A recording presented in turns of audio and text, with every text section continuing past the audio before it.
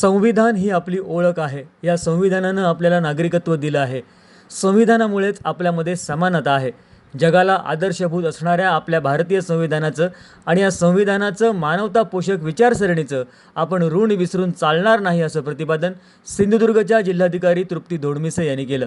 कुडाळच्या barrister नाथपै शिक्षण संस्थेमध्ये आज भारतीय संविधानाला 75 वर्ष पूर्ण झाल्याच्या निमित्तानं सामाजिक न्याय आणि विशेष सहाय्य विभाग, सहाय्यक आयुक्त समाज कल्याण सिंधुदुर्ग आयोजित घर घर संविधान संविधान अमृत महोत्सव अंतर्गत डॉक्टर श्रीमंत कोकाटे यांचं संविधानाने आपल्याला काय दिलं या विषयावर व्याख्यान आयोजित करण्यात आलं होतं.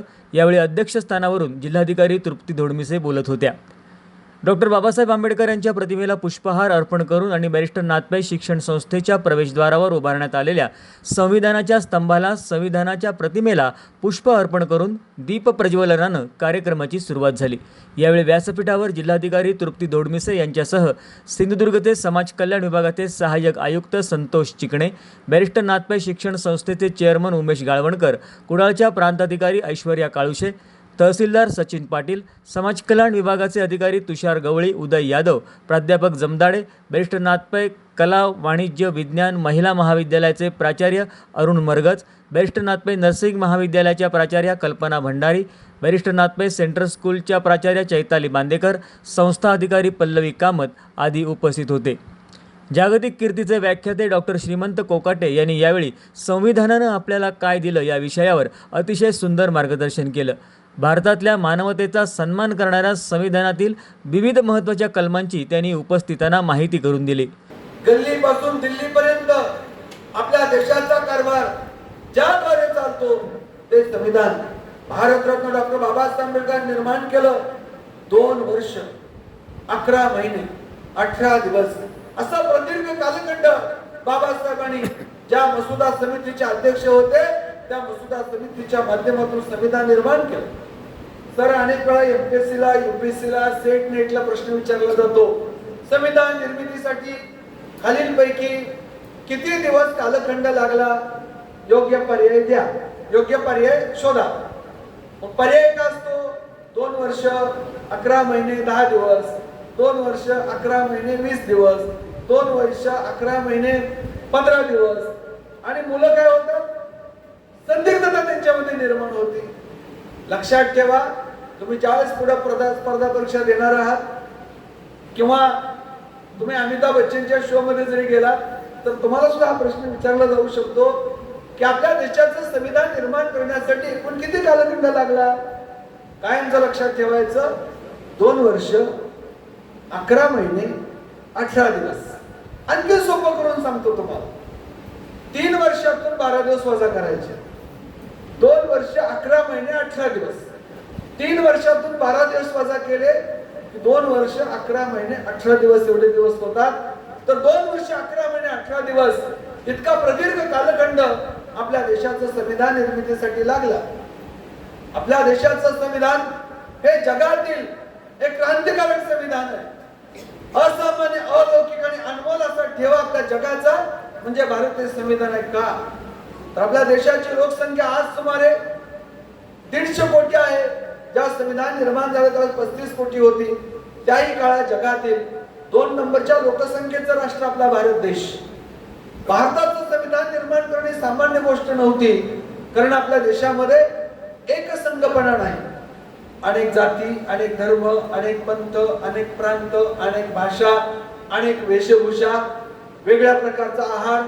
कोकणात आला तर मासे, घाटावर आला तर वेगळा आहार, दक्षिण भारतात गेला तर वेगळा आहार, नॉर्थ ईस्टला गेला तर वेगळा आहार, जम्मू काश्मीरला गेला, उत्तर भारतात, राजस्थानमध्ये पेहरावामध्ये वैविध्य, आहारामध्ये वैविध्य, भाषेमध्ये वैविध्य, विचारधारेमध्ये वैविध्य, धर्मपंथामध्ये वैविध्य, जाती व्यवस्थेमध्ये वैविध्य आहे.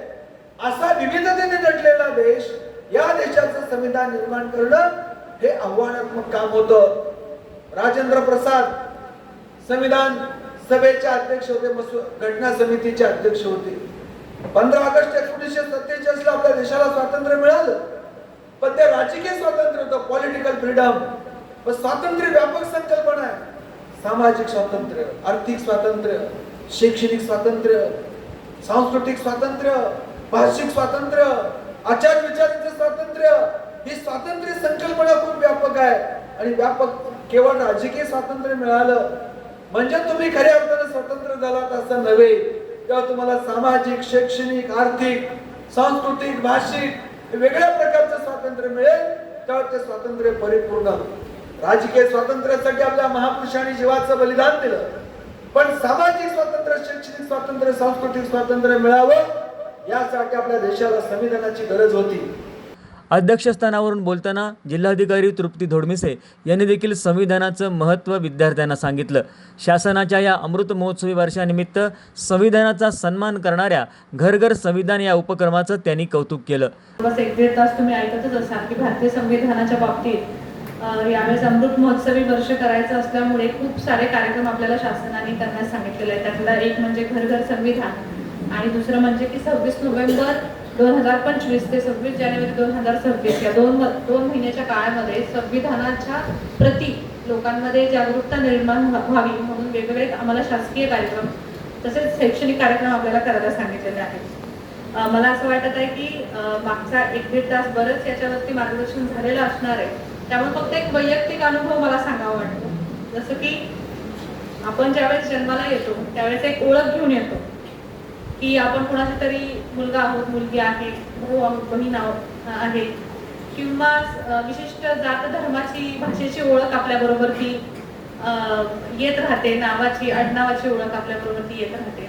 त्याचप्रमाणे आपण हे विसरतो की संविधानाची पण ओळख आपल्या बरोबर आहे आपण ह्या भारतवर्षात राहत असताना.